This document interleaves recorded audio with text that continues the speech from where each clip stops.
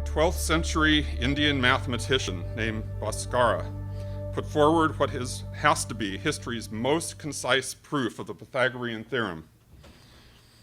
He drew this diagram. It's a common tiling pattern. In this pattern, he could see a square built on the hypotenuse of a right triangle.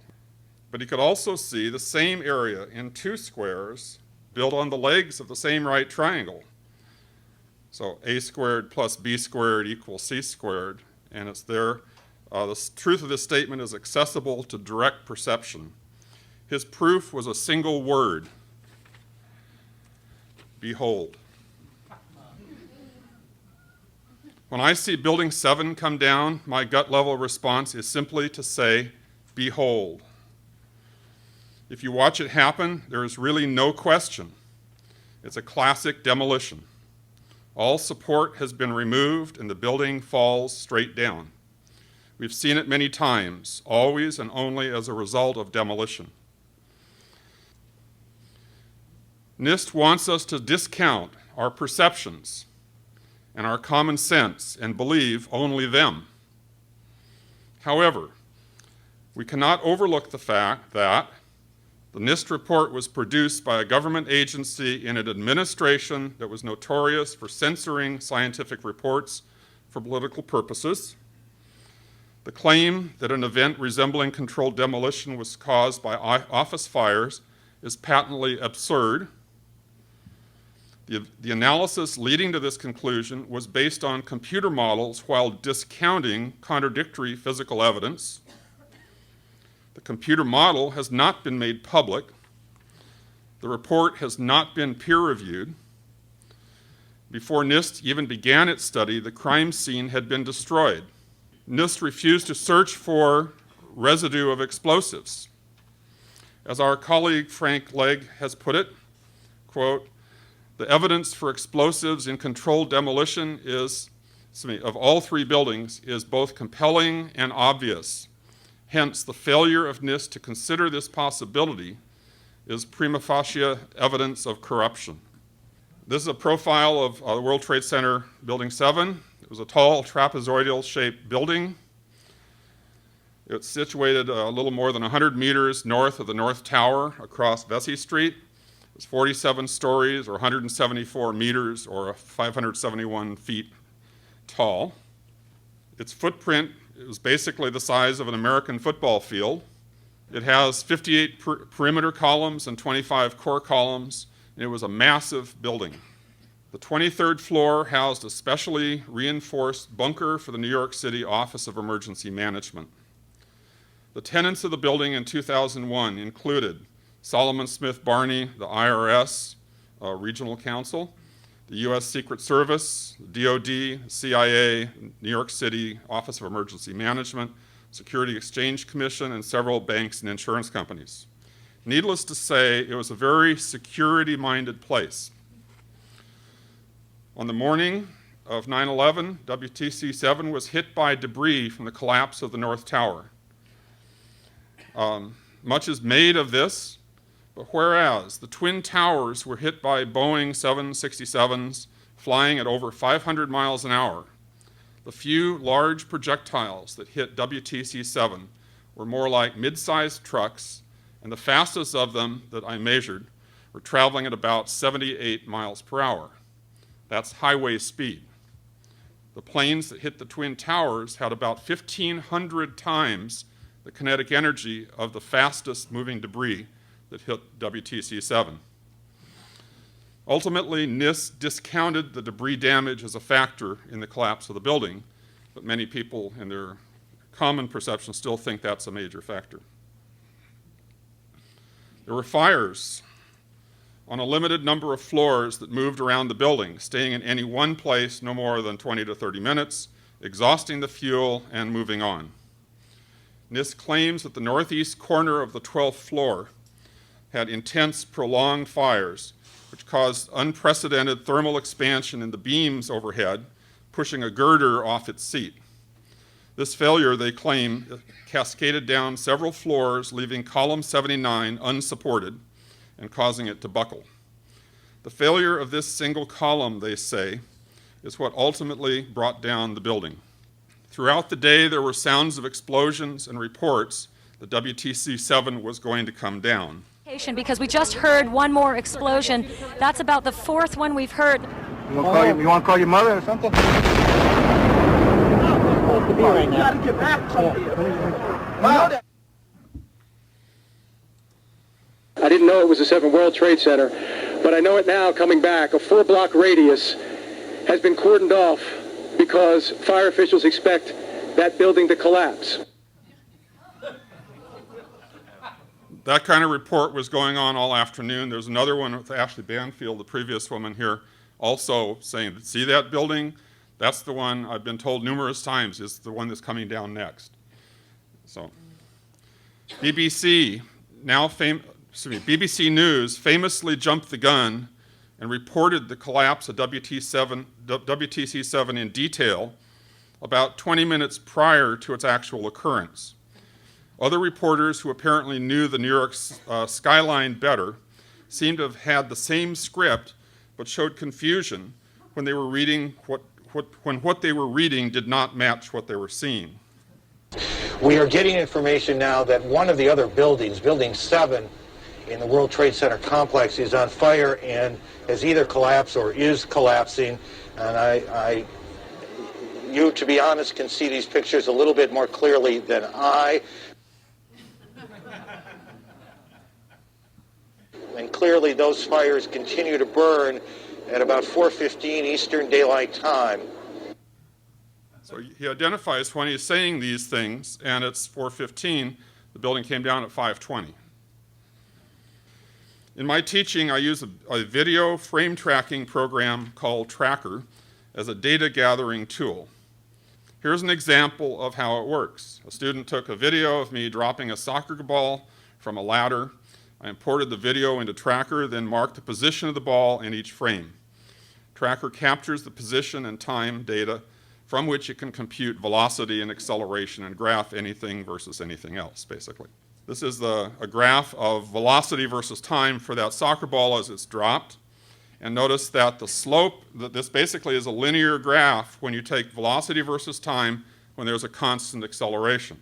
So note here, the slope is nearly constant at about 9.8 meters per second squared, and the number is shown right in here.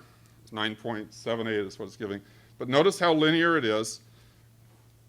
Notice how in the end it deviates from a straight line, because as the speed builds up, the drag increases, and so you're actually getting a little bit of a noticeable effect due to air resistance, even just from a ball dropping a few meters like that, okay?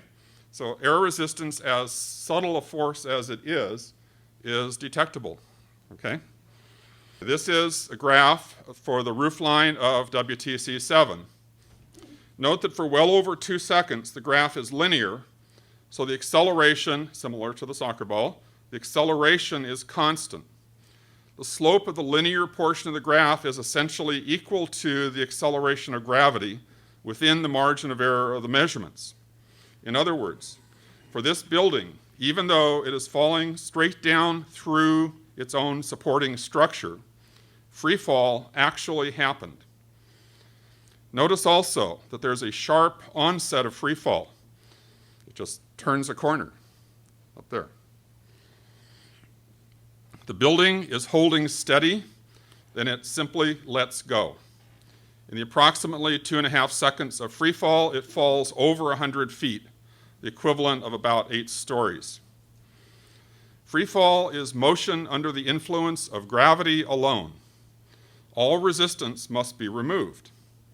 Some people argue that the resistance in the case of WTC-7 was not significant because the falling mass was so great. It's true the falling mass was great, but the strength of the supporting structure was even greater. The structure was built to support 3 to 5 times the actual load. Look again at the velocity versus time graph, and notice when it does eventually engage the structure, the rate of acceleration slows, then actually decelerates. And that's what you'd expect when you actually have engagement between the falling mass and the structure.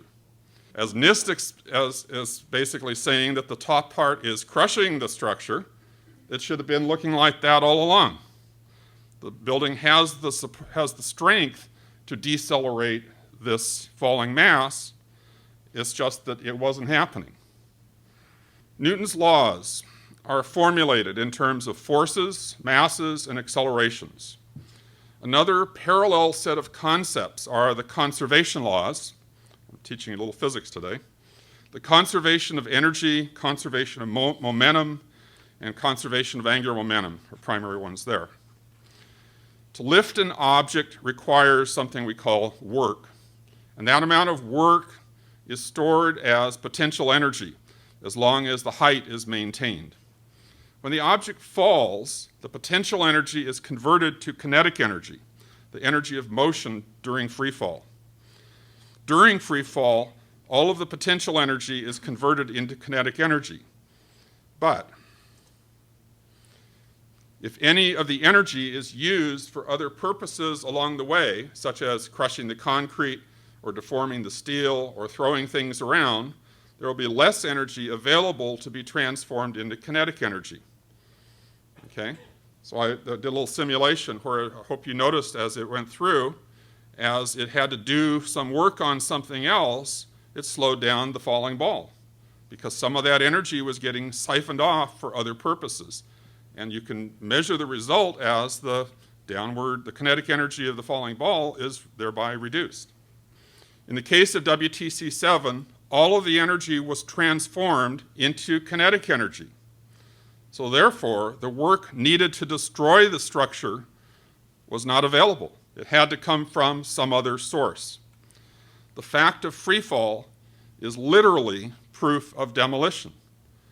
So the energy to do what the falling mass was supposedly doing could not have come from the falling mass. A mass in free fall can do no work. And if something was being destroyed, it's not being destroyed by the falling mass. It was destroyed to enable the mass to fall.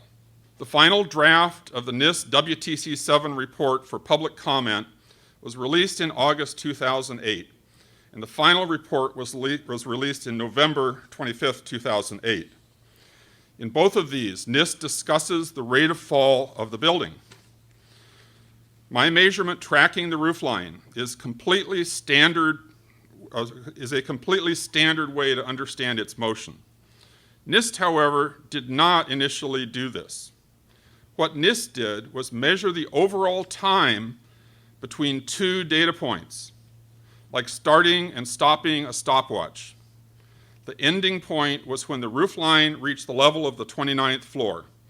Their starting point was 5.4 seconds earlier, presumably when the downward motion of the roofline began. This they compared with free fall time, which they calculated to be 3.9 seconds. They therefore proclaimed that the time of fall was 40% longer than free fall time. This is a stunningly invalid and meaningless measurement. Anyone at NIST who had anything to do with this measurement had to know immediately that they were part of a cover-up. The only way to validly compare the motion of the building to the acceleration of gravity is to measure the acceleration of the building. The acceleration is found from the slope of the velocity versus time graph. So in order to find the acceleration, you have to actually know the velocity as a function of time. In other words, you need a lot of data points. You can't get a valid measurement of acceleration from two data points unless you know ahead of time that the acceleration over that interval is uniform. Nobody does it this way because you can't assume a priori that the acceleration in a given situation is going to be uniform. NIST would not do it this way in a legitimate project.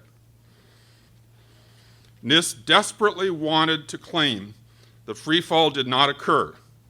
because they knew that actual